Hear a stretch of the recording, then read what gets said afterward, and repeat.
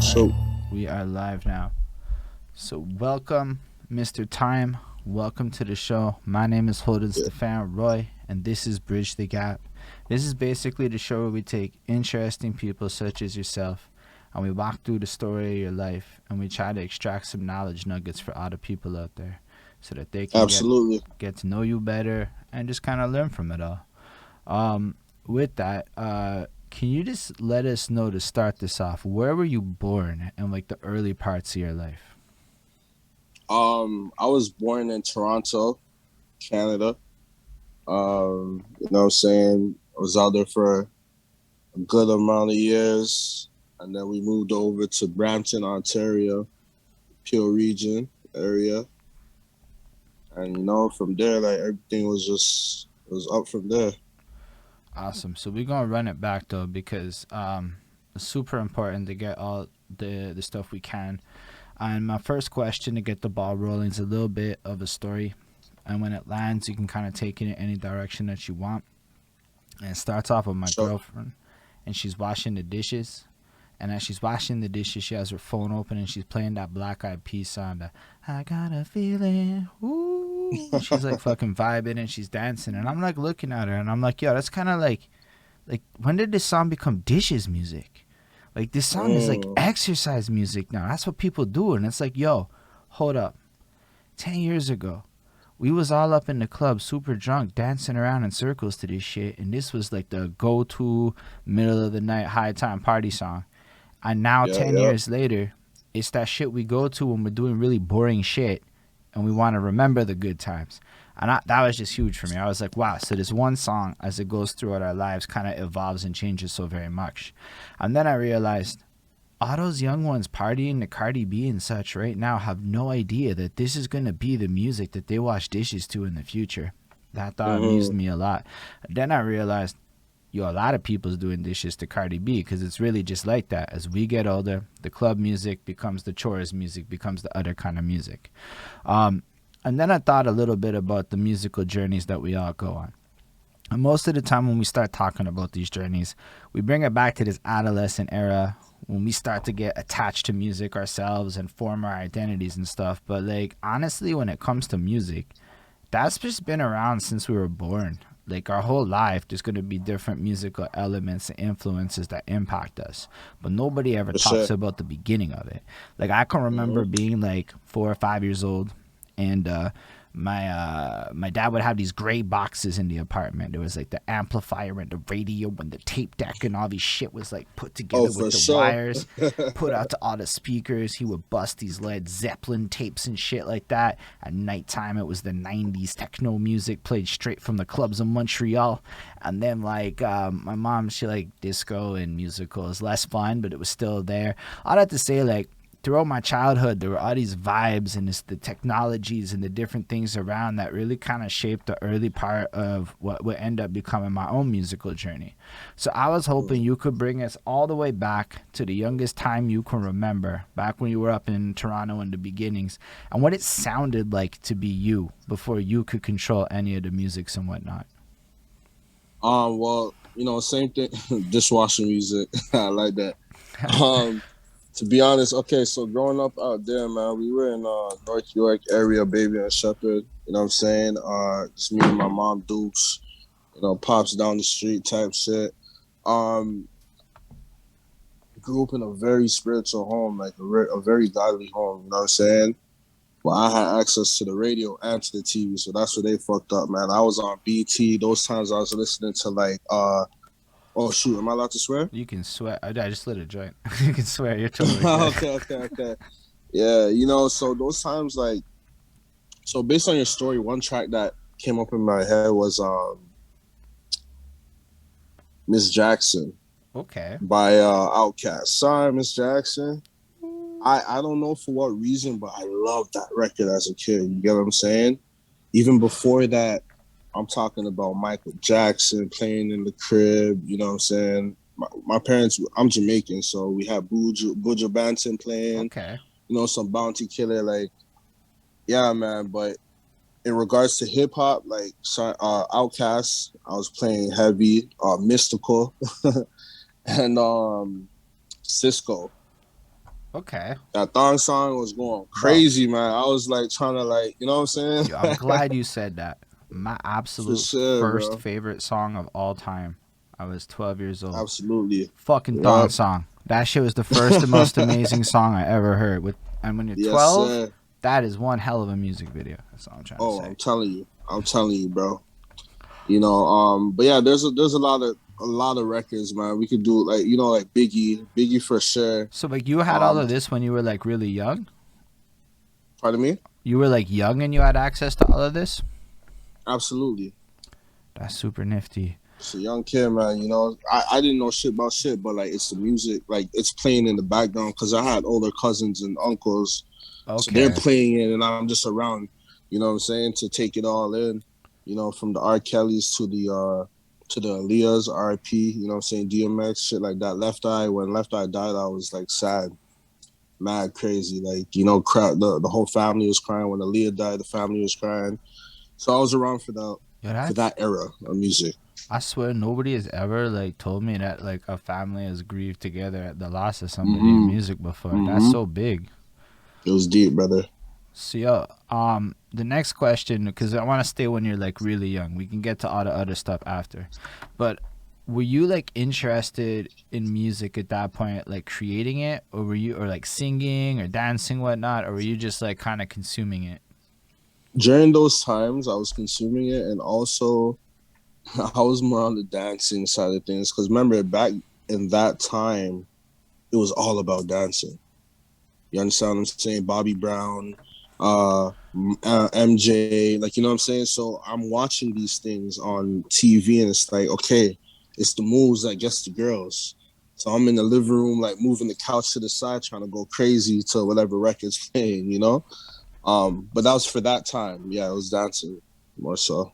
Yo, that's fresh. I never thought about it like that. At that time, I was into the Good Charlottes and shit, so I wasn't paying attention to the Mm. same world. But yo, you're the again first dude, and I've talked to quite a few people. The first guy to come and be like, "Nah, I noticed Bobby Brown's dancing, or Chris Brown, sorry, dancing, getting the girls. I'm a bust a move." That's fucking a Oh, for useful sure. skill. Yo, more people should be Absolutely. busting moves nowadays, It's not for especially. everybody. Not for everybody. If you're trying to impress a lady, it is 9 times out of 10 a good move. Oh, for sure. Uh, For sure. so I guess what ends up being like some of your first early favorites a little bit later on. So the music starts coming around, you start to become a little more adolescent with it. How do you start to get into your own like more personalized journey with music? To be honest with you, yo, big shout out to BET, bro, because that really played a big part in any hip hop community. I would say black, but a lot of people listen to it, so I'm not gonna just direct it for the blacks, but it played a big part in my life. So as I'm getting older now, it's transitioning into the Freestyle Fridays, Tigger in the Basement, you know what I'm saying? The real raw rap. So now I'm in tune with that. You understand what I'm saying? From the Camerons and Dipsets, and I'm just like, whoa, this is real gritty. Like, you understand what I'm saying? Yeah. Um, yeah. So like, okay, so yeah, getting older, definitely. That's when I really started taking in Biggie Smalls. You understand, like who he is as a human being and whatever the case is. Uh, Dog Pound, Dipset. You know what I'm saying? The list goes on. And how do You feel you me? so so how do you find music at this time? So you're a young dude, you're trying to get Like I into said, just during these BET? times, it was just BET. So That's all it was for me. so you weren't copying records, you weren't, because you were in a Nah, religious home, so you couldn't get that. not necessarily. It's not even that I'm in a religious home. It's like because I was the only child growing up. You know, so my parents, they're Jamaican, so they're stuck to the reggae. Mm. So when my older cousins come around or my younger uncles, now I have access to what's going on in, what I'm saying, the hip hop world, if that makes sense. No, it totally does. A Yeah, lot. because my parents said they're playing all this shit, all this reggae shit. Cool. I know every record when it comes to reggae, cool. But now these guys come around, they're smoking their weed and they're playing the You know, and I'm just like, whoa, what's that? Who's that? You feel what I'm saying? Um, Even those times, like I got my PlayStation growing up, and one of the best games ever that I got was Def Jam fight. What's it called? Fight Club. Fight night. No, I know what you're talking about. There was like Def Jam Fight Night Def in New Jam York fight. or something. Yeah, Yeah. yeah, yeah. You know what I'm saying? So now I'm just in tune with everything. With everything, you know. I'm hearing about the locks now, the Jada Kiss, and I'm just like, this is crazy, my guy. This is crazy, you know. But yeah, that's how it was, man. That's how I transitioned into the real hip hop world, real rap. And did you want to start rapping at that point, or were you more like just Nah, again still a fan of it, immersed in the culture? just still a fan of it, consuming it, understanding it as well as I could. I'm not gonna lie, like nigga, I was trying to skateboard. You know, my head was all over the place. Nah, WWE. I'm trying to be ho, a wrestler. I'm trying to yo, all of that's nifty. Believe it or everything going not. on. You know, you understand? I'm trying to find myself as a kid Yeah, but growing that's up. still You cool. know, So you were into skateboarding and you wanted to be a wrestler. Both of those things are mad interesting. bro, because that shit was popular. That shit was mad popular. That was the only Mm. thing that was going crazy during that time. You know, yeah, bro. I used to like, for example, this was like the Cisco days. So I had this cousin that lived a couple doors down in my apartment in my building, and he'll come through. You know what I'm saying? While the parents are barbecuing and doing what they do, we're in the back, we're watching these music videos and shit. Okay, boom. Now we're trying to wrestle. Like we'll clear the bed, set Yes. it up like the set it up like a ring. You understand what I'm saying? I've always been a little big, you know what I'm saying, a little chunky kid growing up. And then this nigga was mad skinny. So it's like now we're on the bed doing the ding ding ding, like getting ready to fight. I'm picking this little nigga up and I'm throwing him across the motherfucking room. You know what I'm saying? I remember one time I got in mad trouble because I actually picked him up and threw him into the walk-in closet from the bed. Like, you get what I'm saying? So now they're hearing the noise and they're coming in like, what the fuck's going on in this motherfucker? You know, but yeah, bro. Just kids, man, you know, just doing kid shit. Nah, but that's fun kid shit. I'm not gonna lie. I totally No, appreciate that absolutely. a lot. I think a lot of us did some Absolutely. shit like that, whether or not anyone wants to admit it. Mm-hmm. Were you a good skateboarder? No, not at all. Not at all. That's amazing. I Tell like. myself, what the fuck am I doing, bro? I was I always. tried everything, bro. Rollerblading, all that shit was not for me, man. That's fair. Were you into sports and whatnot? Uh, during that time, not so really. Like I was just really like nah, because I didn't even watch basketball, so sports wasn't really my main thing. It was more so wrestling, and that's basically it. Like wrestling, skateboarding, like all the Caucasian activities, you know. You feel me? I do. So Well said. So yeah, so during that time I wasn't more of a sport kid. But it's not until I transitioned into the hip hop, which is like between the age of how would I say I was on around like 9 to 13, And that's when if you're that makes just. sense. That's the skating wrestling Yeah. phase. No, skating wrestling is before that. I'm talking about like from 5 to 8. Right. So 5 to 8's when you're doing underground bedroom wrestling, and then you transition into hip hop a little bit later on into that Yeah. preteen era. So what happens at the 13-year-old phase? Now I'm locked in, you know. Before I was so when I was in Toronto, like my main thing was acting as well. You know, Oh I was shit. really trying to get into acting. During these times, like they would have, you know, like these companies coming down doing auditions and shit like that. And I remember, like for one audition, I made it. Like I got accepted, and then you know they're like, okay, yeah, to get him in, we'll need about 3,500 type shit. You know, and during that time, my pops was like, 35, what? If anything, you should be paying me. It's my son, like you know, whatever the case is. So that dream kind of got crushed, and then I transitioned into football. Yo, that's You know what I'm serious. saying? Even before the football, Yeah. $3,500 to get a kid a chance to be an actor, bro. That means It just people never made pay that sense. shit. That's why they're Oh, for trying. sure. Oh my gosh, that's serious. Absolutely. And Serious. then we're thinking about like, okay, if we get through, it's automatic. Now we're getting paid. But, I didn't look into it. Mm. Still, Excuse me. So that's what it was. yo, but 35 is not like a small number. Like that, It's not. we did not have access to that growing up where I'm at. There's no 3500s coming around my world. So like I hear that, I'm Yeah, like, to try it out too, especially at that. Like just try it out. I thought hockey you was know? expensive. Oh, I didn't know shit about shit, man. So yeah, from there I transitioned into football. It was a light love that I gained for it. And then I hurt like my lower back. So from there I said, fuck it. So at this point, I'm at the crib and it's just like, bro, BET, that's all I'm watching. Yo, you see like how you guys, or sorry, not you guys, but most people in today's day and age used to watch Dragon Ball Z and Pokemons. Yes, That wasn't me, bro. that wasn't me After either. school, I'm coming home and I'm watching BET. I'm not on YTV or whatever it's called.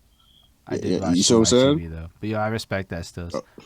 No, for sure. I'm just letting you know, like, because that's everyone's story. Oh, Dragon Ball. No, I was around the To this Dragon day, Ball when Z people, people. I found that show so boring. I'm not even gonna lie. I'm just gonna put it on wax. I felt like an outcast because I'm like, bro, who's Goku? And they're like, bro, this this nigga don't know Goku. You know what I'm saying? Whatever. But yeah. So while these kids were on that, I was on BT, literally locked in. Mom Deuce busting my ass because I didn't do my homework because I want to watch the freestyle battle. Like, you know what I'm saying? So I really gained a big, big, big, big, big love for music at this point. Because, okay, I'm not an actor. I'm not going to be a football player. I'm trying this rapping shit out. I used to sit down. I had a diary book. You know what I'm saying? I used to sit down and like try and rhyme my first two lines and try and push it through. I used to copy flows from certain songs that I like, you know what I'm saying? And put in my own words and shit. And yeah, man, that's when it really became a thing for me. So you basically, how old are you when you started transitioning into the rapping? I would say about I don't know, about 12, 13, like around that time. That's serious. This 13 is an early age, in my opinion, to get into something It's like very fucking. yo. I'm telling you now. I look at like my little nephew upstairs. He's 14, and I look at it. I'm just like, bro, like you know what I was doing at your age, bro. It Yeah, it's wasn't definitely. no game, man. So, do you like do at this age? Are you like showing people, or is it more something you're doing on the low? I'm not gonna lie to you. I wasn't really showing people like that, but I remember I wrote a poem for this girl. It was like a rap poem, and I showed her, and I had a crush on her. So when I showed her it, and she's listening to it. I was like reading it to her, pulled up to her crib on my bike. I had like the water bottle at the back of the bike, trying to sound like a motorcycle coming up the street, you know. Um, but yeah, I went ahead and spit the poem for her, and she loved it, bro. And I made her my girl off of that. So that gave me enough fire to say, yo, if you could do that, you could do anything with this shit, Shit. Yeah, so then that's when I started showing out my homeboys and shit, going to school, freestyling during recess, Well, was there any kind of like high school battle things going on? Was it like any kind of a culture Yeah, for there? sure. I wouldn't say high school. These times I was in middle school. There's freestyles at school and shit. Yo, I'll middle come in with my school. written. Yo, Ontario has middle I'll school? come in. I know that sounds weird. I'm in Quebec. Yeah. So like I got the primary till grade 6 and then the high school till grade Okay. 11 and then the CEGEP, of course, because so okay, so you're No, middle school. we have middle school. Yeah. Fair. So you're doing this in the middle school and you're bopping around, Hmm. sharpening your sword. And are y'all like recording this? Like, is YouTube's around yet and all that shit? Nah, nah, nah, nah, not at all. We're just like in a circle at the ball court doing the whatever the fuck, you know. Then I'll come through and I'll spit. Every nigga will come through with a written, or some niggas is actually freestyling, you know, because during these times you have to understand now we're in the times of Cameron. Sorry, not even Cameron. My apologies, Cassidy. Cassidy's Mm. coming out. You understand what I'm saying? So now, like, as young men, we're just like, whew, oh, this, you know, we gotta spit, we gotta rap some This is like shit. when he's Niggas are showing talking up in about the like trenches. he's like when he's showing up in radios, just murking people and battling the whole world, right? Yeah, yeah, yeah. This is when Hustler dropped. When Hustler dropped, it was a rap. I'm a hustler. You get what I'm saying? And then at this time too, that's when 50 came out. You know, now we're going to school with our string bags and the motherfucking the white beaters. Was I it bought a 50 pair that of made G all the Unit string shoes. bags popular? I believe so, if I'm not mistaken. But I just remember, like, in my mind during those times, that's what was going on in school. Earrings, fake diamond earrings, dog tags, like, you know, like all this, the wife beaters, the G Unit shoes, like, All of it. you know what I'm saying? I All honestly, of that it. sounds like my high The school. airbrush. Yeah, boy. And that was even high school too. That's the scary part. Yeah, I guess. That was what, grade six? Yeah, that's That's grade young. six. That's fair still. So, I guess Yes, sir, scary.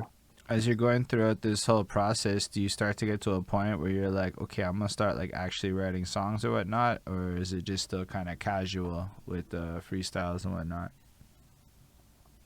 All right, so I'm not okay, so from grade six, seven, eight. So now I say grade nine. Now I'm in grade nine, just starting high school, right? And at this point now we have, or I have, access to computers and equipment. We had a music class, right? Audio engineering. Yo, you had So that at this is school? not my first time seeing. Yes, sir. That's fire. It's my first time seeing Apple computers like crazy in one room, bro. You see what I'm saying? Like Mac computers all laid up at each table. Uh, we had Cubase, like the yeah, Cubase is like a program that we used to edit music. I thought I had. Yeah. But anyways, M audio boxes, all that shit, everything musically inclined. Boom, in that one room. Boom. You know, now teachers giving us access because they see how much there's a certain group of kids that they seen love this shit. So it became a thing where it's like, yo, during break, you could come here and woo, you know? So me and my homeboy will go to class during lunchtime and he'll like record me because he was on the producer engineering thing. I just had the rhymes. He'll come with the beat, he'll record me, teacher will help us edit. Wow, That's music. incredible. First record I recorded was what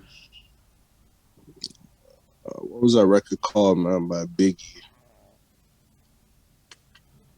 Oh, Big Papa. Right.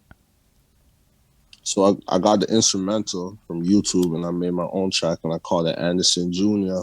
because that was my name. That's my last name, right? So whatever, I recorded to it, dropped it on Facebook, and it went crazy viral on Facebook, man. Like next day, the girls, the guys are coming to school like, I love it when you call me Anderson Jr. You know, like shit like that. So yeah, bro, it was crazy, man. It was crazy. And it just became a repetitive thing, you know? Hold up. So you're saying And yeah, I you got the had hang of more it. success in high school than a lot of people I know do today? I don't know who you know, but Yeah, it sounds you like know what some I'm good saying? Like it shit. was working for me, man. Damn, man, that's I like was a fucking popular fire. guy. So, but Mm-hmm. that's powerful about the like You just should Islam, but because like how big is your high school? Like how many people go there? nigga, That's a good question. I never counted how much people was in that school. I only fucked with the cool kids, older kids, you know. But it Was was a lot. It was a lot. It was a brand new high school. South side of Brampton, north side, east side. You know, everyone came to that school type shit. So it was a very fairly big school, man. so that's crazy that you would just be able to put But out it's not tracks. just the school. It's exactly, and it's not just my high school where I'm getting love from. Now I'm connected with different sections of Brampton, and my name's ringing bells. You understand what I'm saying? So it's not just my school. I'm getting Fletcher's. I'm getting EC. I'm, like all these other high schools. You know, so Right. Facebook during those times, Facebook was really a plug outlet for us to interact with each other, especially Vibe.to. I'm not sure if you're around for those times to understand what that was. Nah, I was in Montreal, so Vibe.to. definitely not sure what that is Okay, because I'm okay, on yeah, the yeah. five Montreal side of things throughout the whole thing. So, Okay, um, that makes sense. Yeah, man. what's Vibe.to? So Vibe.to, it was just like, put it this way, it was like an Instagram, but through web, like on a website, if that makes sense. So you could edit your own page, like a MySpace, I guess we could say MySpace. Edit your page when someone goes on your page, choose a song that you want them to hear when they're scrolling through your pics. It was very dope, bro. It was very dope. You had access to that, man. That sounds blessed. And this is like back in the early days of Facebook What's when that? Facebook was like simple. When you like just talk to people. Mm-hmm. Damn, imagine trying to push Yes, music sir. back then. Motherfuckers would probably click on your shit. Just because it's like a Oh, for different sure. times. Can you hear me? Okay, yeah, I was saying, I also had this. Yeah, I can hear you. I had this next homie that I used to rap with. Those times LimeWire was out, right? We'll download instrumentals and we'll rap on, we'll record it and burn it on a CD and go to school and sell it for five of a pop. You know, so we're making money like that too. We tried the thing out with that, man. Young hustlers, you know. But you're also doing this. Like, I just want to like double down on how young you are doing this, right? Like, because not everyone did that shit when they were young. They were lazier or they didn't have the Nah, ambition or whatever. But that's like seriously, like, you're taking the full onness of being a musician at such a young age and trying to push it. That yeah, that's really commendable. What kind of stuff would you rap appreciate about it, back man. then? Um, that's a good question, man. Just like basically like my day-to-day activities, like what I did, who I'm with, who I seen, like, you know, like that's basically it. Like there's no times I didn't know about jewelry and all the shit to talk, all the shit to cap about. I Hold didn't up. know, so I was just rapping some real shit. So you rapped about like the literal environment of Brampton. You rapped about people in Brampton, and then Mm-hmm. Brampton was super fascinated and interested in you. Mm-hmm. Yo, that's a big time knowledge nugget if there was ever a knowledge nugget. No. So So, are you performing during this time as well, or is it more just this no, no, no, releasing? no. I wasn't really like I didn't really know much about music during these times. I was just doing the basic steps, like, you know, just the recording and posting on Facebook. You understand? Yeah. So how long do you Mm. push that for? Like, I guess, is it throughout the rest of school, or do things like Yeah, so evolve? from grade 9, like obviously now I know, okay, this is for me because I'm getting like all these motherfucking response on Facebook in person, you know. Um, so it just really I grew a love for it at that point. Now I'm like, okay, this is me, Anderson Jr. That was my name originally, you know. And it became a thing now where me and my same cousin that I used to throw out the bed wrestling. He's in Toronto now. He's still at the old building. I'm in Brampton. His mom buys him a MacBook. Sorry, not a MacBook, a Mac computer, whatever. And now learning how to use Logic Pro, which is a program, Yep. right? He's exposed to Logic Pro now, and he hit me up like, "Yo, woo, I got a Mac for my birthday, and I know how to do this, do that." And I'm like, "Yo, it's crazy because I'm doing that at school." So now I'm hopping on the Go bus straight to Toronto, and boom, he's recording me, and we're recording records, and I was just like, it's like clockwork in that living room, man, clockwork. You know what I'm saying? And yeah, man. At this point in time, we're just recording a whole lot of records, just dropping it on Facebook. As soon as you record it, release it. Record it, release it. you know. And yeah, man, just two kids going out there in the living room. You know what I'm saying? Perfecting our craft. And then just popping it out, but then it's also working. So I wasn't like worrying about if people have attention spans or anything like that. Y'all just put shit out, and people fucked with it, and then the Exactly. people that cared would bump the next one. Simple Yo, as that. that sounds like a lot of people should fuck with that shit. Honestly, it sounds like it works. um, Nah, I like that. I like it a lot. That's part of why I like to really go through people's like stories like this, because I find sometimes the most like intuitive and ingenious marketing comes from like this era of life across time. It's like everybody's like super creative and like not giving a fuck at like 16. So like it's a different Yeah. energy than when we're adults and we're like worried about the success of a campaign. Very different thing. Exactly. Um, so how long do y'all do this for? And like, do you guys actually make money off it? Does it like turn into anything? No. Yeah. There was no money. We didn't even know we can make money off of it because we love it so much. We're not even thinking about the bigger picture these times. You understand? It's just like we're just so in love with how we sound on a song and the type of edits we can do or effects we can add to our voice. And yeah, yeah, man, money was not in the play like during those times at least. So it was just for the love of music, man. Release. His mom, she used to be in the living room rolling a spliff while we're there at the computer by the window, just recording, going crazy. She's like, "Yo, I like this song. Yeah, this is the one for you guys." So yeah, man, it was honestly, I appreciate that. Yeah, man, I appreciate that environment I was in growing up because a lot of people gave me the fire to believe in myself. You know, hence some people just saying like, "Yo, what are you doing?" And, nah, it's not gonna work. Or you feel me? Nah, it sounds like this is a really amazing environment people should aim to replicate. Like I've noticed people who ended up like connecting in youth centers and shit and had that kind of thing through a youth center. A lot of those people just made music to this day, right? Like so having that like kind of environment that encourages you to get like that addiction almost to making the music and getting that feedback loop of people fucking with you and being encouraged, all of these things when it happens super young, it almost like solidifies like this thing where 20 years can go by and people still be doing it.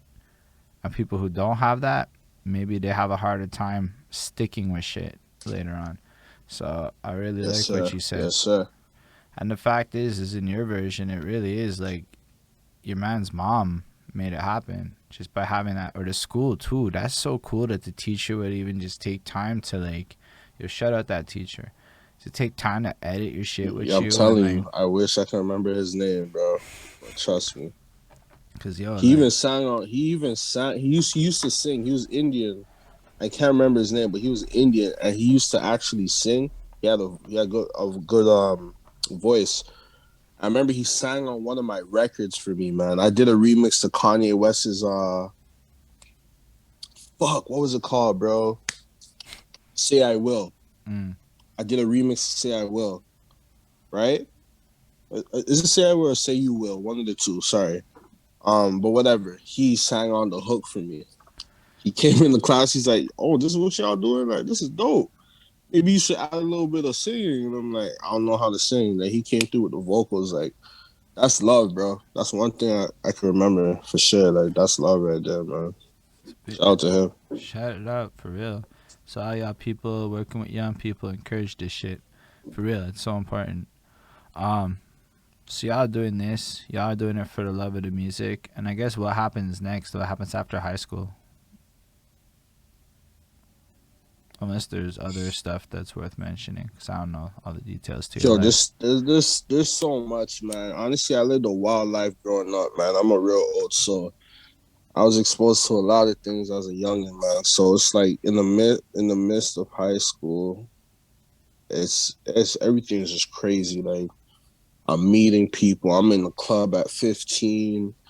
You know, I'm standing on couches popping bottles with certain Toronto rappers that were at their prime during those times, you know.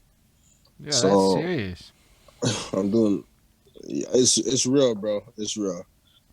You know, but yeah, in high school now I'm an older kid. Now I'm doing videos now. Okay, I'm exposed to videos. Okay, let's record some videos for each song that we do. Wooty woo. How are you making these videos? You know, now we have little niggas around us that shoot videos. You know, they're hitting us up like, or they're hitting me up like, yo, bro, I want to shoot something for you. Or whatever the case is, I'm paying people. Okay, you shoot videos? How much for a video? Bow, let's get this done. Bow, YouTube, you know? Typical shit. So you're like on Um, that early YouTube video grind, plus you're dropping music like all the yeah, time, and you're just doing this because you like doing this. yes, sir. Yes, That's real sir. cool. You're putting money into this shit because you like doing this. Yeah. And how I'm making the money, I'm doing That's not. whatever the fuck it is I could do. You know? That's whatever. Fun fact though, high school fact. I'm gonna give you a fun fact. Tory Lanez went to my high school, Sandwood Heights. So during these times, I believe he during these times he got signed to Kingston, Sean Kingston or whatever the case is. And I remember he left school for a long period of time, but there's like a show, right? I remember the teacher was like, "Yo, we want you to open up for this show. You'll be opening up for somebody." But they never told us the name, right? I want you to open up for somebody. So I'm like, you know what, cool. I had a week to practice, whatever. And then the day of the performance or the show, she was like, yeah, you're gonna be opening up for Daystar. During the time, like I knew him as Daystar, you know. Right. I was like, what? Lanes is coming here, like you know, because he left. So I'm thinking like, okay, he got signed, he's gone in the wind, whoop to you, you know. So yeah, whatever. I was mad excited for that. He came, me and him chopping it up in the office, but they didn't let him perform because I guess when you're an outsider, you have to have some type of papers to enter the school. I'm not sure, but yeah, he didn't end up performing, man. But that's a fun fact, you know, for those that love Lance. Yo, that is a great fact. I love that shit. The fact that you got to hang out with Tory Lanez and they didn't let him perform on some dumb shit. All of that is amazing. Yeah, Not like all positive, but it's all amazing as far as facts goes. absolutely. Nah, super cool. So you're doing your thing. High school's happening. You're making music. You almost open for Tory Lanez. It doesn't work out, but that's close enough. It's good enough for a YouTube clip. How you almost open for Tory Lanez. That's still pretty good. Yeah, but it's deeper than that because me and Tori actually had a connection during school, man. You know what I'm saying? Like me and him used to actually kick it during school. That's serious. The story gets deeper, but you know I'm not here to talk about all that, you know. So, but yeah, Tori's my guy, you know. It's my homie. No, I mean that's cool. I'm just rolling with whatever you bring into the table with it. So Yeah, yeah, yeah. what goes on after high school? After high school now, just working, making money, uh, still recording, still shooting videos. You know what I'm saying? Now we're taking trips and shit, you know. I'm gonna just skip a whole year or two after high school. Yeah, stuff happens. You We know, live life. yeah, shit happens. You know, whatever. Bow now. Yeah, I'm just honestly just focusing on my music. Like really, that's what it is. Just music. I'm getting better with my recording, better with my performing, delivery. The video quality is getting better because more money's being made. You know, so that's what it was really. And then fast forwarding to, I'm taking trips and I'm going to Chicago, Atlanta, all these places. Not too long ago, I was in Atlanta, like 3, 4 years ago. I think 3 years, sorry to be exact. And yeah, man, just out there networking with these artists that usually when they come to Canada, the only time you're gonna see them is when you're at a show. You feel me? Like, so now I'm in Atlanta and I'm shaking hands with certain people like me, Offset, like Dolph, all these guys, man, and it was just a wonderful like vibe, man. It was a wonderful experience because the states really showed me that there's more to this shit than Toronto could show me. That's a super That makes interesting sense. Like, statement.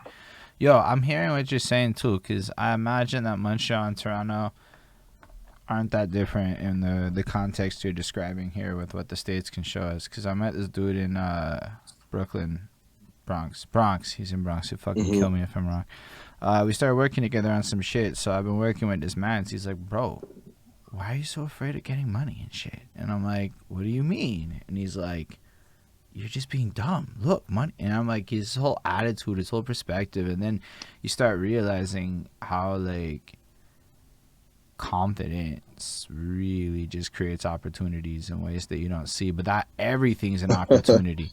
Like, there's no, like, no. It's like, oh, that weird shit could make us money? Let's do the weird shit. Let's see if Mm-hmm. it works. Like, that whole attitude where you don't worry about it, you just do it, it was, like, fucking nifty to see in action. But Trust me, trust me, bro. Trust me. so like, Also, like I had a mentor growing up as well, so that played a big part in things like. So I'm my big bro Stacks. That was my mentor. So from the age of 15, I had this nigga to really like guide me into the right direction and how to like. He basically molded me into a young boss. Like he's the reason why I was in the clubs and I was shaking hands with Drake and certain people. Like, you know, yeah, man, he played a big role in my life too because it just made me become a man. Like you said, confidence is everything. Now when I enter the room, it's like I make a statement. Like my energy is so loud that I don't really have to speak. The vibe's just there. You know what I'm saying? Let the energy do it for me, type shit. But if I want something, I'm gonna get it. Let's just put it that way, so man. so you basically end up in all these different places. Are you like performing in Atlanta and Chicago and stuff, or is it more like you're there for other reasons? No, I was there for other reasons. In Atlanta, I didn't get to perform, but uh, we had my music in the strip clubs. I went there.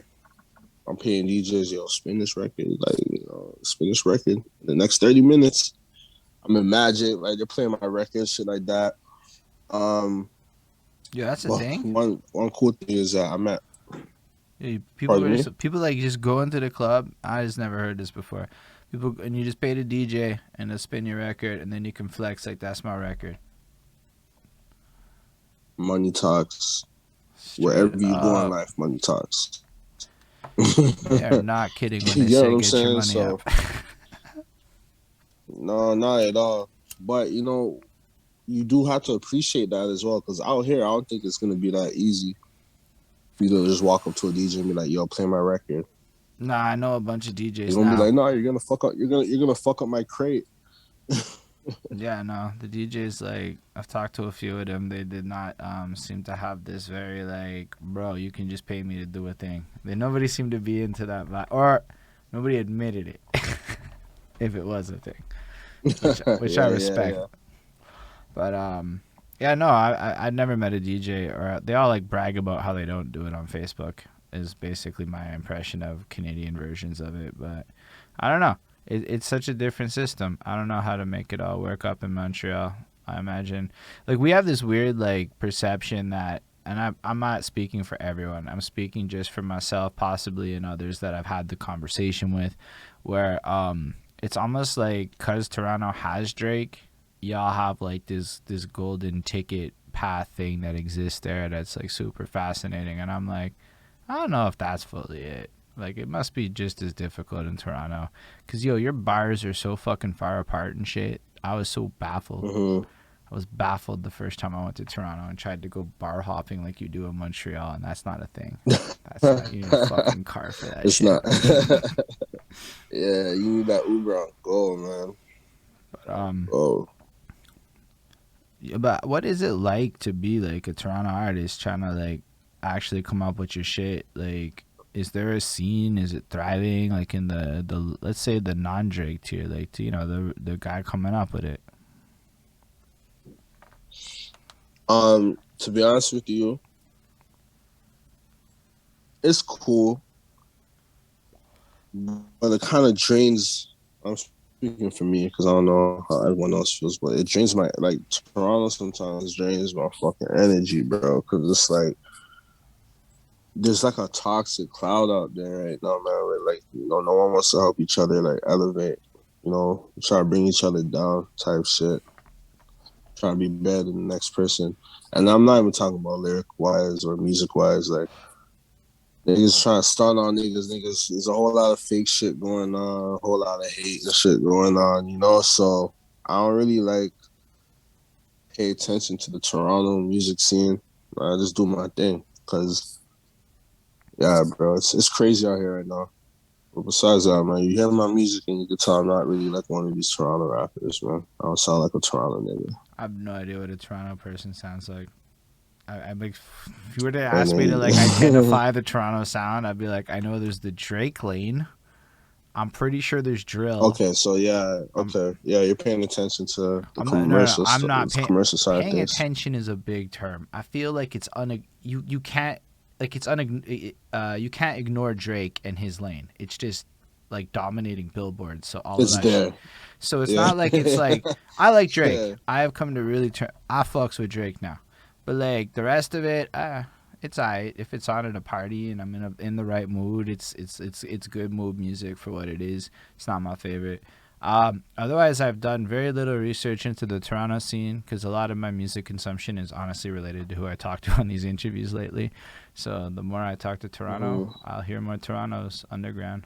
But I don't know that many people there. I've only been twice. Okay, okay, okay. So That's crazy. I was actually in Montreal 2 weeks ago, say or word. sorry, 3 weeks ago. During your lockdown, during your curfew, I was out there in Montreal. Yeah, that was not my favorite time of life. That was garbage. That was one of the worst 5 months ever. I mean, my life was dope, but the curfew part was seriously awful. Um, are y'all like having Yeah, like, do it y'all was have like, crazy. do y'all have like lockdowns and shit now? Or are y'all like back to being open and like coming back to regular life? Right now we're at stage 2, so everything's slowly starting to like open up and then to the regular stage. But you can't get too comfortable, man, because everyone's gonna get comfortable and then bow, lockdown, and staying home. you Yeah, I'm know what I'm waiting. saying? I'm So not. just enjoy it while you can, man. Yeah, that's kind of where we're at. I'm with you. So with your music, so you're basically linking up in Atlanta and getting inspired a few years back after being in Toronto for a while and not seeing. I guess being in Toronto, you're just doing your thing, but you don't see the next level. Then you go in and get exposed to the next level, which is important because not everyone travels. Yes, sir. Traveling's huge. Without traveling, and I'm not like saying that Mm-hmm. everyone has the means to, because I know not everyone can, but like if you want to be like an artist, I find it like you should make that effort to get the fuck out your country one time. Go see something else. Like just cause, yeah. Yeah, for sure. So like, what was it about? There's so much more out there, man. What was it that you took away in Atlanta and these other places that like really inspired you? Uh, just the fact of like interacting with different artists and you understand what I'm saying? Like out there kind of show me that you can just be free with your music. Just be free with your shit, you know? Instead of like worrying about, okay, does this make sense if I say it like this or if I say it like that? Niggas gonna think I'm saying this and wooty woo, wooty wah. Like, you know, out there it's just like vibe, man. Go to the studio, chop it up. And if it sounds good, it sounds good, bro. You know? But it's kind of different because their support system out there is definitely stronger than what we got out here. You know? Okay, so You can literally make a song so. what does the support system mean? Okay, like I hear a lot of people point to Atlanta as this mecca of amazing. And I know that there are fans there that will just buy your fucking mixtape and shit. And so from a fan point of view, there's a lot more people interested in the local music scene. But like what else is the support system that is Atlanta that we are lacking here?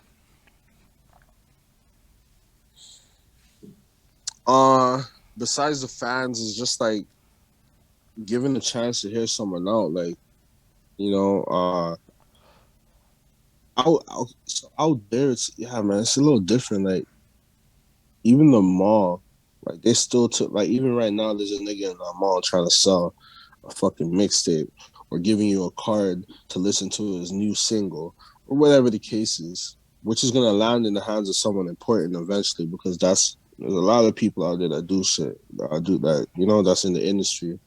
And out here, it's like people they want to judge you. Okay, maybe you don't look away, or you don't have no chains, or you have no watch, or you know they like it's weird, man. A whole lot of Sloranto energy out here, man. You know, Did you say so Sloranto? yeah. That's awesome. I'm not gonna go ahead and throw that term around, but that was one of the. I might say that shit if people talk about hockey over here. We're like, yo, Sloranto, we beat them in the playoffs or some shit. But I don't really give a fuck. Stop. Nah, seriously, I give zero shits. The Habs are about to get knocked the fuck out. The game, I think, starts now, and they're not going to win tonight. And then the hockey shit's done, and people can go back to talking about music and shit. I even miss, like, Oh them. shit. Yo, all it's been is hockey for, like, 2 months. Like, nobody's giving a shit about anything but hockey. I'm not really a huge... You watch ball, man. Who do you have in the final? Or sorry, who do you have in the finals I don't watch... between Bucks and Phoenix? I don't even watch ball.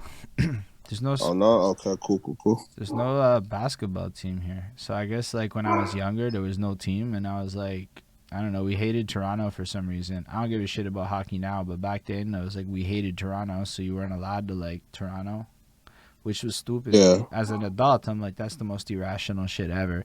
But like when you're young, it's like, yo, fuck Toronto. They haven't won a cup. That's all you hear. You're like, just shit talk Toronto. Then I met a bunch of people from Toronto one time, and they're like, bro, we don't care. And I'm like, oh, y'all don't care? And then they're like, nah, it's just y'all who care. And I'm like, and then I noticed it. I started seeing it on the inch, and I'm like, oh, fuck, Montreal be taking this way too seriously. No, for sure. Nah, I find sports as a weird energy. Like, I like music because it's like mad positive, like in general. Like, it's like love. Everyone loves music. Like, you might not like music. There might be like a little jovial camaraderie in the discussion of top fives, but like it's almost all love. Whereas sports, like I was at this hockey game event in the park because like I figured I would try it. And man, when they were like cheering for shit, I really liked that. But when they started doing the booing shit, I was like, I don't like the booing. I know it sounds weird, but I'm not that into the booing energy. So I was like, I don't fuck with this. Is what I don't like about sports is booing. That nigga, it hits me, and I'm not like able to fully immerse myself into the experience proper. So I just focus on music. I look at music like it's sports.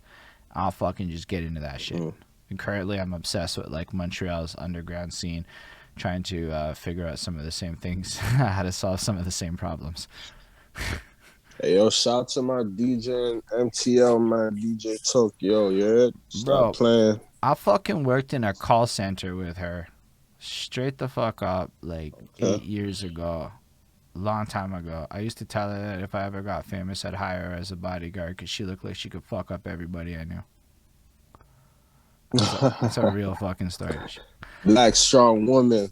Yo, you know what I'm saying? Like I'm 5'7" though, right? And like she is extremely tall, and and she knew her shit. Like she was like one of the most strong people in that, like, the whole vibe about it was super real. And then she just kind of ran her shit since time, and I knew she was doing like whatever. So when your man from Green Money Entertainment hit me up and he's like, DJ Tokyo Mami, I'm like, bro, I know her. Like, I know her, like, actually know her. I don't like know her through music, but like she's super legit.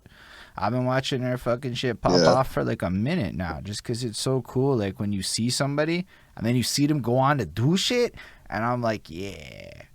And then I'm like, oh shit, that's all y'all connected. I'm like, that's fucking cool too. Um, but yeah, shout out to her. absolutely. And shout out to Green Money Entertainment. Shout out to my motherfucking brother Suave, one of the next artists on the come up right now with one of the best voices Toronto can expose you to. You know what I'm saying? Um, Nav 3.5. yeah, it's fresh. So after Atlanta, what happens when you come back? Are you like ready to come at this differently? What Oh happens? man, fuck! After Atlanta, I come back. I come back to Toronto. Now I'm in this whole Sloranto energy. Bow. I get charged, and I'm fighting a case, and I wasted 2 years of my motherfucking life. But now I'm a free man. Shout out to my lawyer. you know. Uh, and now we here. So you start dropping new music again, It's right. and then so how does Nah, well, yeah, I guess I know you have a couple of tracks from like 2019 I found. Then you have this. When do you become Time? 2019, 2019, 2018 transitioning to going into 2019, if I'm not mistaken. Uh, it came to a point now where it's like, remember me and my mentor were chilling and shit. I'm telling him like, yo, bro, the one of the things I had to, the one of the most annoying things that I went through as an artist that goes by the name of Anderson was like, oh, are you on YouTube? I'll say, yeah, type in Anderson. Oof, you And know. it's like, I'm not even realizing how much fucking Andersons there is in this world. You get what I'm saying? So they're typing in Anderson, it's Anderson Cooper, it's Anderson Silva, it's Amala Anderson, it's Anderson this, that, whoopty woo. You know what I'm saying? Um, It's a big so knowledge nugget though. it became a thing now. I'm telling you, so it became a thing now where it's like, bro, I need to change my name because I can't really market Anderson as I want to. If I was to come out with merch, I'm not gonna beg people to buy my shirt or buy a shirt that says Anderson on it. What the fuck does that have to do with anything? You know? Cool. Me and my mentor are sitting down chopping it up. And he's like, yo, like, what name do you have for yourself? I told him I don't know. Long story short, he's like, what's one thing that you enjoy giving or one thing you enjoy doing, sorry. I'm like, you know what? Like, one thing with me is like I always make time for the people I love. You know what I'm saying? I always make time if it's worth it. And he was like, that's it right there. What? He's like, time. like, oh shit. Let's do it. Big Uh, time. I like it. And then you have the TI:ME, like it's a fucking clock, and I like that a lot too.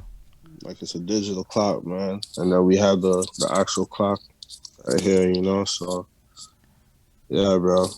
Now it's I can brand it. I'm selling it. My merch is doing numbers out the gym.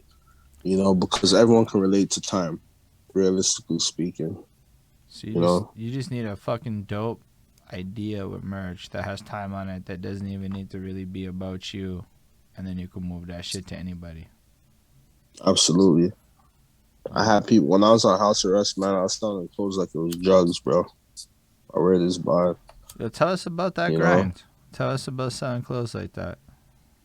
It was for a while. I was like, I was doubting myself. Like, I don't want to try and sell shit. Like, the worst thing, I don't want to. The last thing I want to do is like try and sell something and it doesn't do good. It's embarrassing. I see some people try and they fail, and I Yeah, don't like to fail, I hear you you. know. So it became a thing now where I'm chilling with certain people, and they're like, "Yo, like I'll make shit and wear it for myself," you know. one-on-ones, like hoodie with my name on it. And a lot of people like, yo, bro, I need a hoodie like that. I'll buy that one off you right now. $50. Ooh, ooh. I'm like, where? Like, okay. I sold my first hoodie for 50, put that in my pocket. I was like, all right, bet. Went to the store, made another one for myself because I sold the first one. Now it became a thing now where it's like, yo, I want one, I want one, I want one. Bro, So you I'm make like your low key selling. you make your own merch, not just like I hit up a store and I get to. No, you do No. it. Oh no, I'm not printing it. So I do Uh, hit up. I okay, hit okay, up okay, okay. a guy that does pressing. Yeah, he presses. You know, um, Okay, I hear that what would you're be saying. dope though, I would have been like, man, right? that's like serious shit. But who did the designs? Everything was on me. I just paid a whole like I sketched it out and then I paid this guy in the States to like bring it to life digital, like the logo. You call it the PND file, Right. PND PDF, whatever it's called. You know? But yeah, so yeah, I started selling my clothes and then I decided to launch it and it was doing good since then, man. It's still selling right now. Yeah, I mean, that's dope. You just turned yourself into. How do you actually advertise it? Like, what do you do to move it? Everything's word of mouth. I literally just wear my shit, go outside, and it'll attract random people. I'm talking about the most random fucking human beings. They'll stop me and be like, yo, where do you get that hoodie or that shirt? I'm like, it's my shit. And then bow, like, I like to place an order. Yo, that's huge, I still man. have more to learn in the fashion world. I'm trying to create like a separate team to help me out in regards to that because obviously there's more room for knowledge when it comes to that, like creating a website and all that shit. But other from that, I was driving up and down the city doing deliveries, So I don't know. So literally, it's just by coming up with something that's relatable and wearing the motherfucker in public, you're able to start to get a bit of an organic following. Because that's some shit that like anybody can Absolutely. replicate, right? Like, even if it's not necessarily, let's say you have a rap name that sucks for this purpose, right? You can always get like another name that you use for your merch that is related to your rap name that Mm-hmm. anyone who fucks with you musically, because this is a bit more about like how do you move units and get your brand out. Right. Yo, that's big though. That to me, that's fucking cool. And do you like play the Instagram games and all that shit?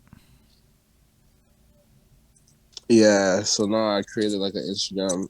So the like the Instagram I have for my merch is literally just majority of my customers because it became a point now where I'm asking people like, yo, when you wear this outfit that you bought, can you just take a pic and send it to me? You know? So I created an Instagram and I'm just posting like everyone's fit. Like everyone had a different colorway, orange, purple, whatever. So yeah. But right now I'm trying to transition into the more professional side and have like a website created so therefore people can purchase it online and you can get it anywhere you are in Montreal, Quebec, the States. Oh, for sure, man. So outside of merch and Yeah, music, brother. what else do you do? Like, what other kind of passions do you have? Uh, Honestly, bro, that's really it. Like, I'm not gonna lie to you. Actually, yeah, videography, photography, creative director. You know what I'm saying? I write for some artists. Anything that's in the media arts, that's like my go-to. I'm all in. My vision is motherfucking crazy when You it just comes to like certain things.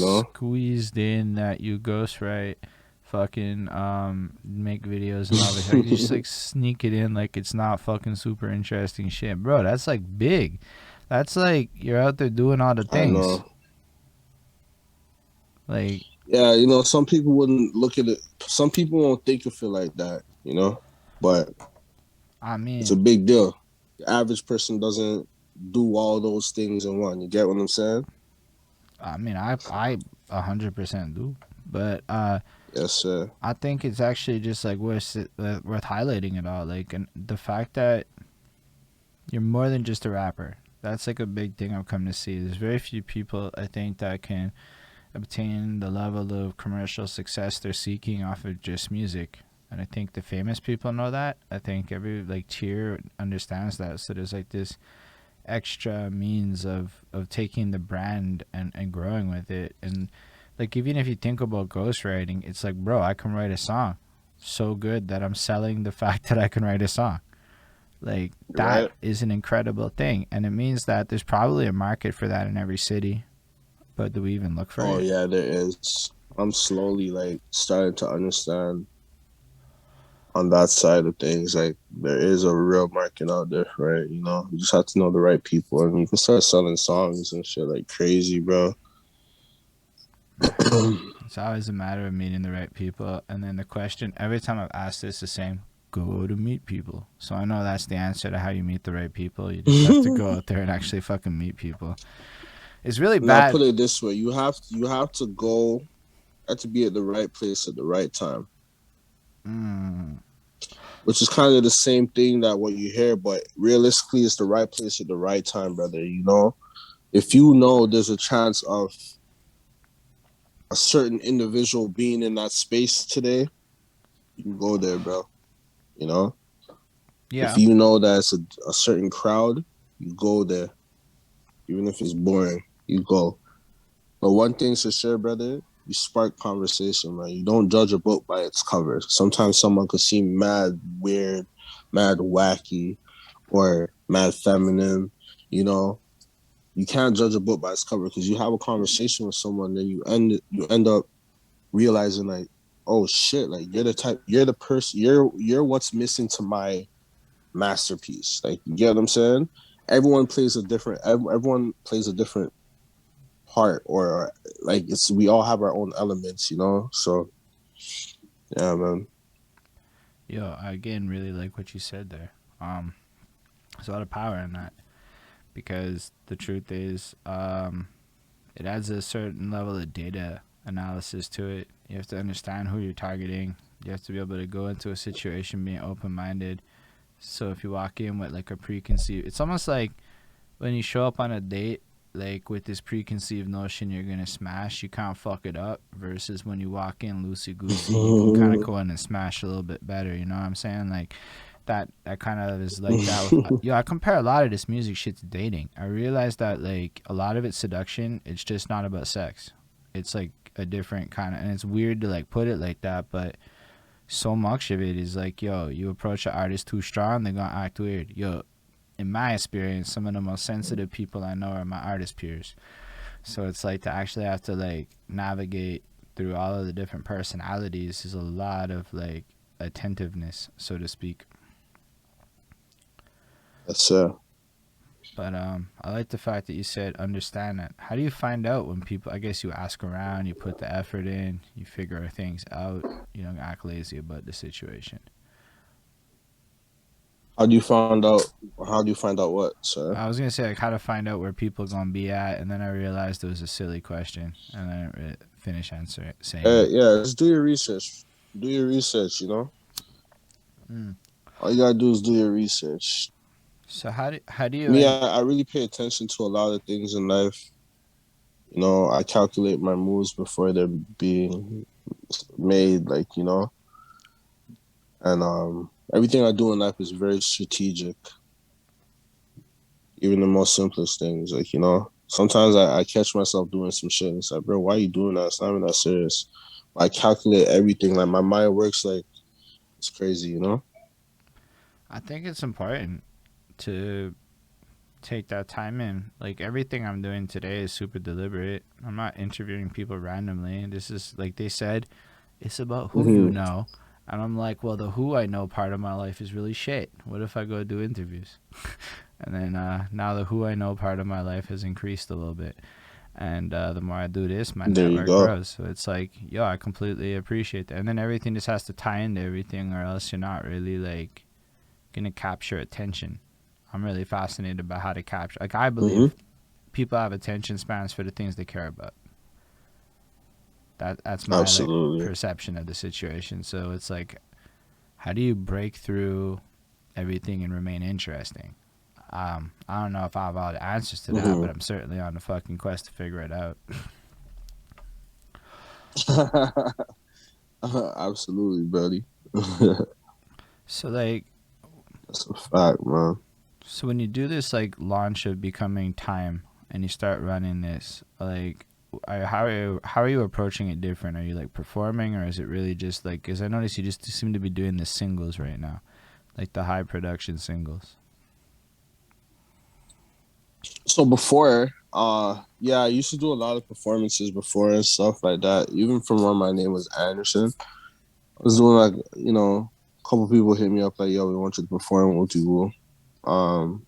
But transitioning into time, I wasn't really doing that much performances just because like I always felt like I deserved a bigger. Honestly, I was just thinking too ahead of myself. Like I always felt like I deserved a bigger crowd. I'll be selective when it comes to performing. Like what venue, what artists are on the list. Like because now I'm just telling myself like you're too good for certain shit, man. I'm not. I'm too good to be performing at a bar with all these people that are trying to figure out their sound and shit. Like it's kind of like knowing your worth in a sense. I like what you're saying. I think it's important to be selective. I don't know the venue thing. Everyone can set their standards, but more particular who you're with.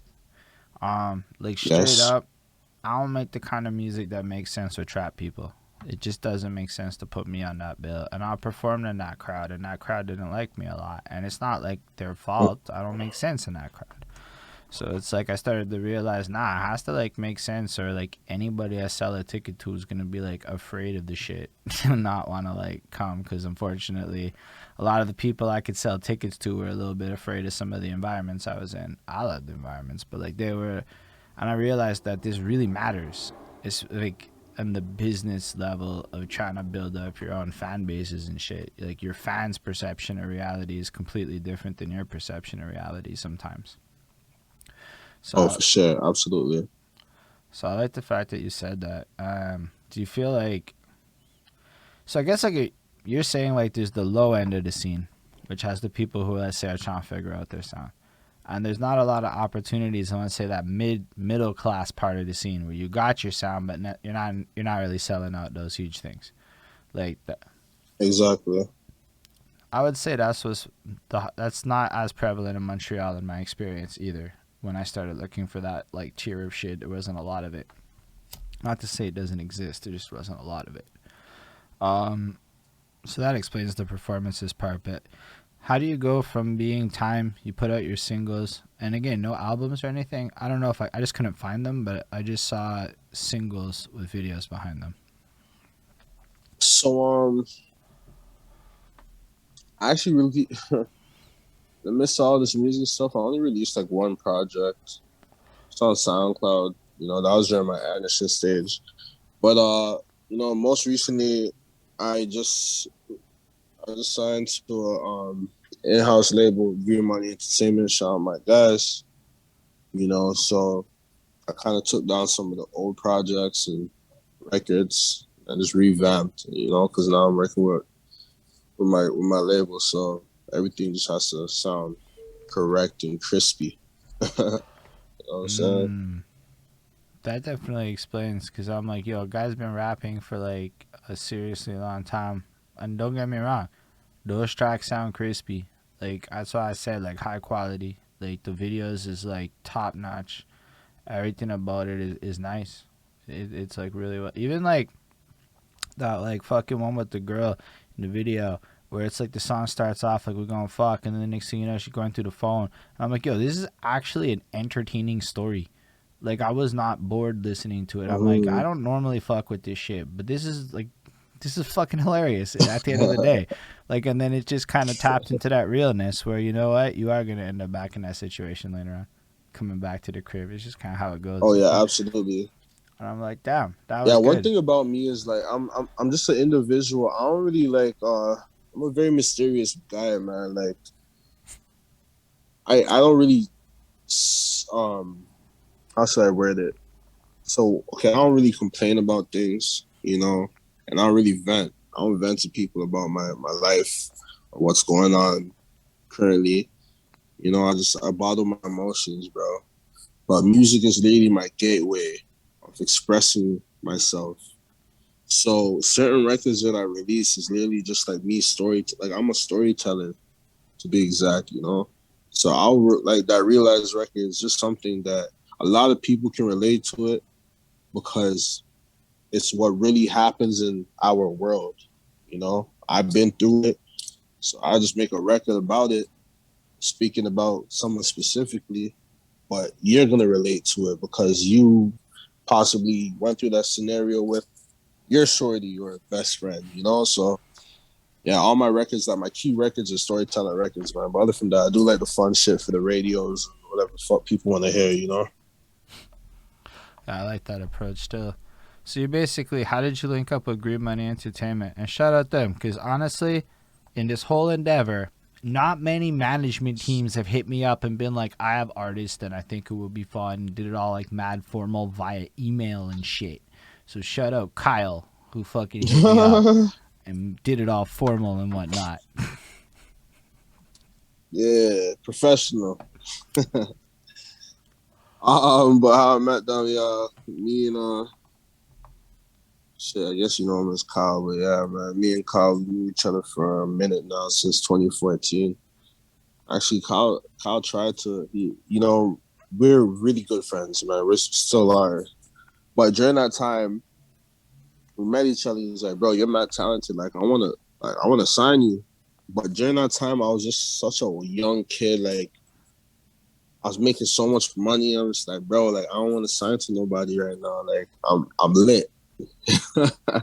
you know, that was just me being ignorant because no matter what you do in life, man, you always need a fucking team behind you, bro. You need some type of fucking individual that's gonna be in your corner to help you be successful. Don't ever think you can do it by yourself. You Facts. can't. You need a fucking team. You need people to play their fucking roles around you. You get what I'm saying? So when I beat my case and I finished that situation, we sat down like two grown men and he said, yo, like, you know, it's never too late. And, I just took it as an opportunity to like, yo, now's that time, bro. I just finished going through like a fucking 2 years of be in the dark, like dark times, bro, stressing and depression. And you get what I'm saying? And here he comes with the opportunity to get me back on track.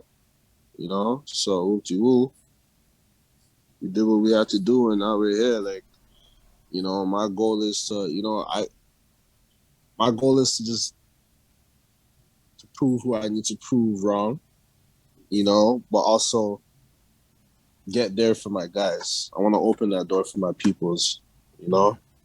Absolutely. So what is what's gonna come next for you? Like, do you have more stuff lined up? Is it gonna be a bunch of singles? Are you gonna build up to a project?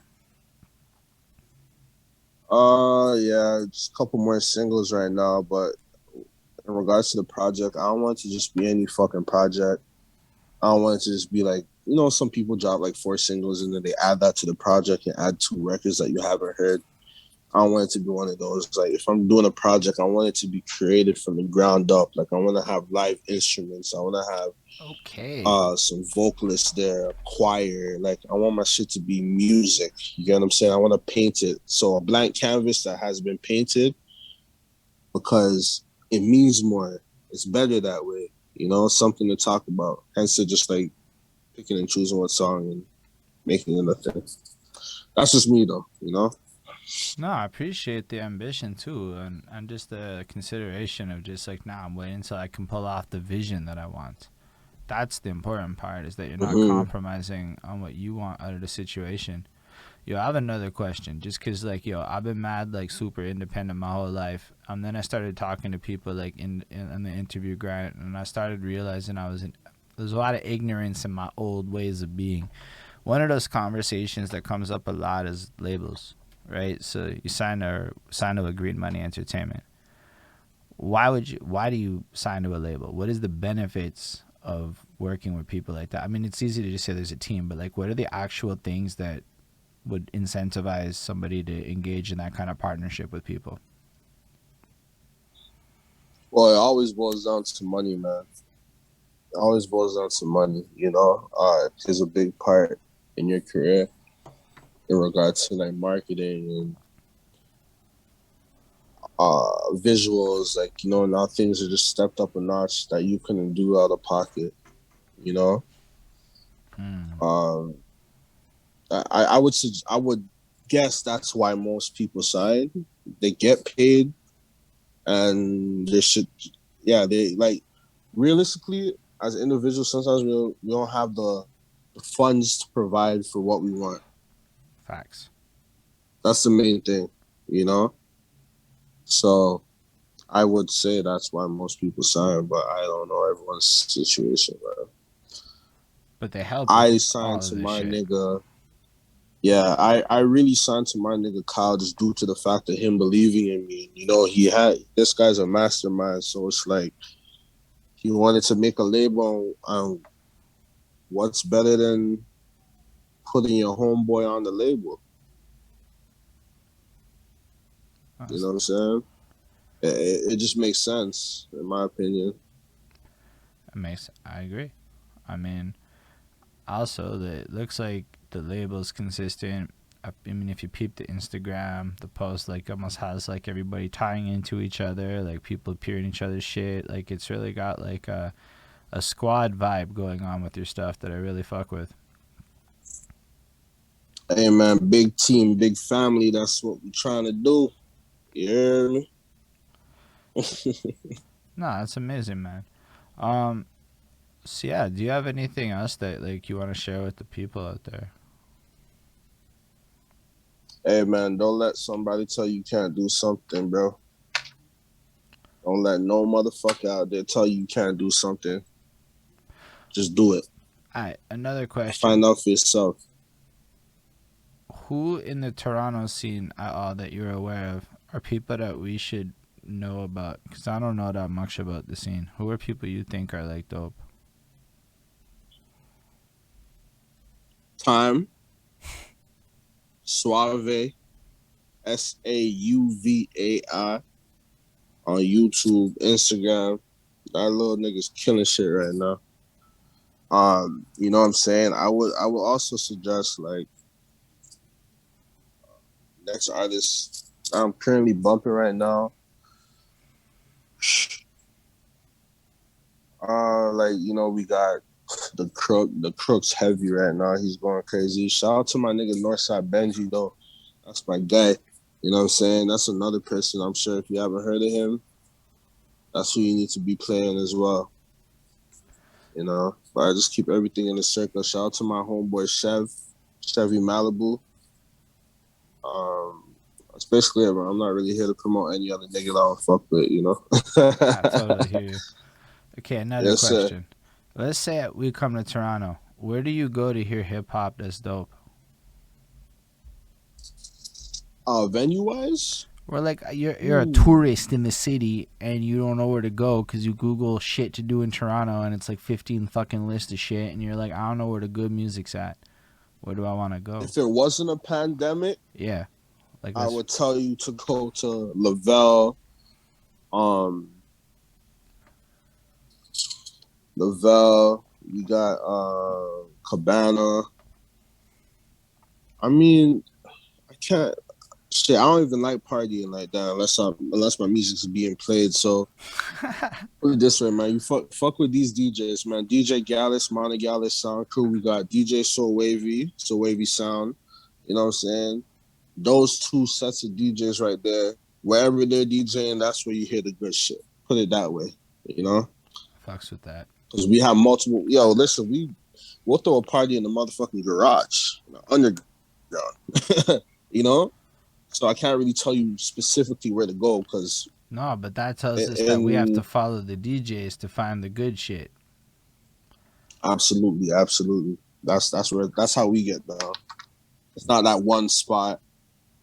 It can be Mm. anywhere, bro. The other day I went to a fucking party and I pulled up to the condo and the party was like in the underground, like visitors parking, like bro, it made no sense. But I knew the DJ. I'm like, the DJ is fire. So if this is where you at, I'm with it. I'm gonna fuck with you. You know what I'm saying? Yeah, that's creative as fuck. Stills. I guess you have to like work around the limitations of COVID to Hey, keep your work shit with what you alive. got. Nah, that's fair. Absolutely. It's better than curfew. That's all I can say about that. Better than That's it. curfew. That's it. And Nah, you know, Toronto got some of the best weed. I don't even smoke weed, but I know you do, man. I You do come smoke out weed. here, we got you. Yeah, I love it. Nah, honestly, I fucks with it. Like, I haven't talked to that many Toronto people yet, just because again, like, so you talk to one person and it gets opened up. I know I'm supposed to talk to more people on green money over time, and kind of move on the list of life. And once it's all over, man, I'm definitely gonna have to come to Toronto. Just regardless, because it's such like you can't. Man, I gotta leave Montreal. Where else the fuck am I gonna go? It's out of the states, right? Toronto's a lot more affordable. I'm gonna be real. It's it's a little more affordable right now. And yeah, no, that Yes, sounds. I can't wait to be able to check that. But yo, man, I really appreciated having you on. I think you're a fucking super interesting guy with like a lot of accolades where people probably should put a lot of respect on your shit and not necessarily judge books by covers. absolutely. I appreciate you, brother. Hmm. I'm impressed, man. I mean, from time like since time you've been doing your shit. Like yo, 12 years old though, for real. Like that's a fucking like serious thing. Yeah, Just for anybody that just maybe came in since like 12 years old, he's doing his shit. Fucking just making music for the hell of it. By the time he's like 17, they're like fucking banging on shit in high school. Fucking becoming all well known on some rap about your regular life shit. Name drop people. Do some smart marketing. Get the people invested in that. Move on through life. Put better yes, visuals, better shit, man. To a point where it's like, yo, build up with a team and take it to like the fucking proper level. But the fact that you're coming through with like what 20 years of experience is not like lost on the finesse that you bring to it. Like, I don't know, man, I was impressed. Like, even the visuals, like the way you dress, like all of your Instagram, like everything is really on point on this tier that, like, I'm not trying to go for that level of beautiful is all I'm trying to say, but it's some beautiful shit and I really sir. appreciate it. Yeah, but yeah, thanks I for coming appreciate through, you, my man. guy. Honestly, and one thing you gotta understand too, like as a big nigga, like I'm a chubby dude. You know what I'm saying? Like I get girls because I'm chubby, but as a big guy, my guy, you know what I'm saying? A lot of these people be trying to lose weight. Like it doesn't really matter, bro. It's about the confidence. It's about within. Mm, Your presence is everything when you walk through. You know what I'm saying? You gotta own that shit when you get the chance to. big facts. Cause you could have all the money in the world, bro. You could. I've been around some niggas that really get money for a living, but one day in that space, it's like there's some real life weirdos. You know, they don't know how to have a conversation. You get what I'm saying? And then here I come, like nigga, just barely getting by. You know what I'm saying? Come through and like, yeah, my energy is everything. I have the whole crowd in tune. Like everyone just wants to fuck with me just because I'm a dope individual. So it's not about what you got. It's not about what you wear. It's about fucking you, bro. You know what I'm saying? Yeah, man, I co-sign that Life lesson entirely. for y'all niggas. Yo, it's a big one though. That's something that like it takes it's like it's hard to learn that lesson because it kind of goes against a lot of things you're hearing all the time on the TVs and shit. But like, fact Mm-hmm. is like, how do you cut through if you're not yourself? The only thing that nobody can copy is the weird shit you can come up with. That's yourself. Like nobody else can come Mm-hmm. up with that. That's like yo, I don't even know. Sometimes Yo, it. I'm not gonna lie to you. Speaking about weird shit, all my life growing up, it's like I was always trying to like be around the cool people, or not trying. I was around the cool people, but at some point it gets fucking exhausting, bro. Like everyone's trying to like impress. It's like in Toronto, it's just a whole lot of men impressing men.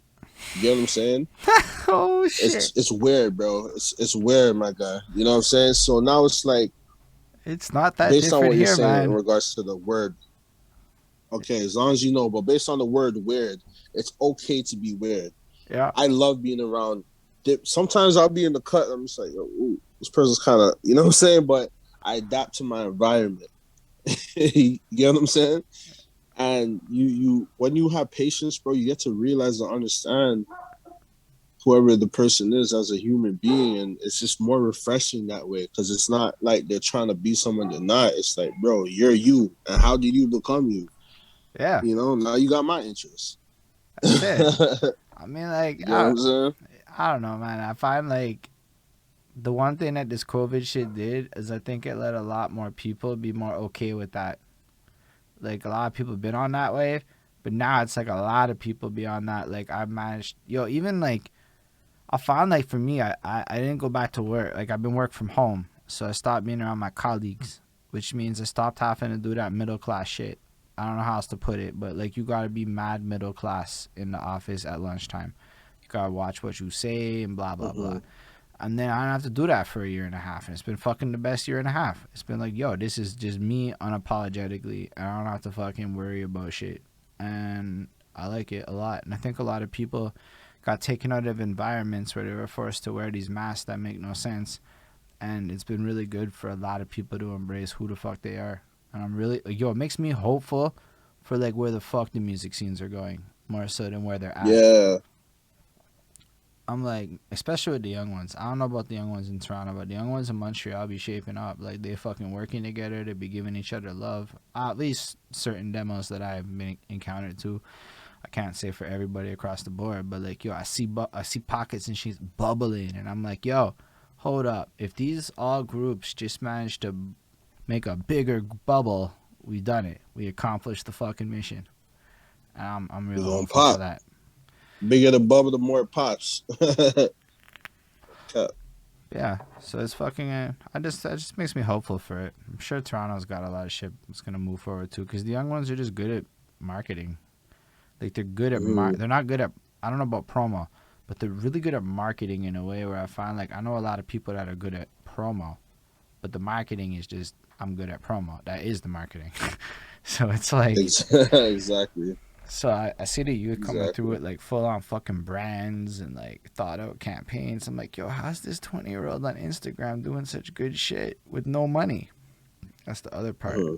Doing it with no money blows me a fucking way. Makes me mad inspired for the Hey, future. doing it with no money is probably the best thing because it shows how driven you are. Like it just really shows how hungry you are. The hunger really comes out of you, bro. Mm. Because you have more to prove. You get what I'm saying? No one came with a handout and gave you a plate, nigga. You had to get that paper and put the food on the paper until you got the plate. So now it's like, it's better that way. Some people you can tell like who were fortunate and people who are spoiled. Yeah. They're not creative. They don't really have that creative state of mind, you know? Yeah, I know what you mean. I definitely So, feel you can tell when somebody's authentic and when somebody's absolutely. trying to do some trendy shit. And I mean, I get it. Like, I feel like there's two kinds of ways of going about it. Like, you made music for the love of it. There's clearly a part of your soul that is like, I'm a fucking artist. End of the day. So it matters. Then there's Mm-hmm. people who are explicitly trying to sell shit. And that's I think what really changed in the independent era is that both these things coexist and look very similar and sound very similar, but are not the same. But it's hard to tell the difference unless you know what you're looking for. So usually you'll find in the artist communities, people spot the difference, but in the fan community, shit just looks the same. And back in the day, it was a lot less content out there. So it wasn't so much Yep. like trends driving shit. It was more like you actually had to impress some gatekeepers. Good or bad, whether or not that was like Yeah. what it was. So I think, the authentic thing is gonna come back in because yo, the young people don't fuck around, man. They just call bullshit. Like, yo, Gen Z is just like, fuck you, millennials. You're all trash. They're not standing for this fake shit no more. I'm like, yo, this At is, all, bro. At all. it's fascinating as fuck to me. But yo, man, I look forward to seeing So, what you do next, dude. I look forward to seeing how you fucking move into this thing and get your shit up. I'm gonna tell people to fuck with Time. Go check that Music by Time on all the platforms and whatnot, because it's important to fuck with people that are interesting. That way you can use the power of your democratic attention to support the things that you think is fucking interesting. Even without dollars, you can still go Absolutely. watch the music videos and blah blah blah, all that good shit. But yo, Oh, thanks for for sure. coming through. Thanks to all you watching too. It's a whole bunch of you are here now, and it's fucking cool that y'all come through and you pay attention and you run. You know, it's dope. Like live people to me, one live person's worth like a fucking million views. I don't give a shit. That's a person that's literally there. It's not just somebody that clicked on some shit. That's some fucking beautiful stuff to me. So thank y'all for being here and like making it fucking dope like that. Thank y'all in the future who will be there in the future, etc. Because you know you guys are wonderful too. Like, comment, subscribe, all that good shit. Make sure you follow up Green Money Entertainment as well, because yo, they fucking set this up and they got lots of talent up on the roster. So all love to them. And special thanks to the patrons: Ismail Gadansi, Chris Pratt, Jonathan Barnes, CJ Black, Hurricane, Linda Williams, and Scribble. Dope, support what we do. If you want to support what we do too, patreon.com/behindthatsuit. On that note, do you have any like last words for the peoples while I set up the raid thing on Twitch? I mean, that's about it, man. I appreciate you guys, and I appreciate the people watching and listening. There's gonna be more time, man. You know what I'm saying? I fucking like Can't that a stop lot. time, baby. You can't stop time. You I like that a lot, man. So I appreciate it, and yeah, just give me a second. I'm hitting the raid button.